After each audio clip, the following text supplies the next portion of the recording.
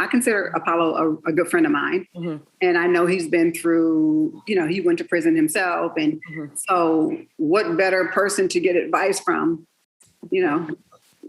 other than, your friend who's been, to prison. I know that this season is going to, touch a lot about your relationship with Tyrone. And, in the first episode, we see you kind of starting to navigate your relationship. So, were you hopeful at the time that you could make the long distance work? Well, I made jail work, didn't I? Yeah, I was going to say yes, you did. You made the real long distance work. I made the real long distance, now that was like the test of time. And I stood by that man. Yeah.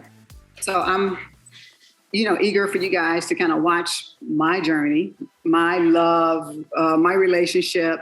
I think a lot of people will be able to relate to, things that, I deal with during the season. You guys have not, I don't think you've ever seen me like really in a relationship in love on the show.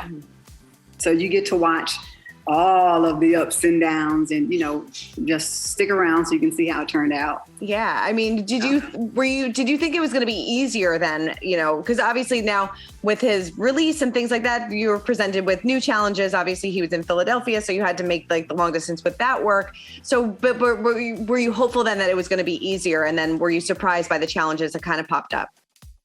I was totally surprised by the challenges that popped up. But again, I'm realistic, in every relationship. No relationship is perfect. Yeah. And this relationship has not been any different than any other relationship that I've had. It takes two people. You have to put in the work. You have to put in the effort. And, it is what it is. Yeah. Whether, he and I don't want to give too much.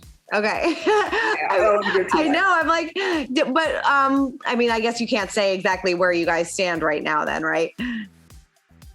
You got to tune in. Oh, come on. Did he really? You got to tune in. Listen, this is a man that you guys have talked about, or we have talked about, you guys have heard about for many, many years. Mm-hmm. Many years.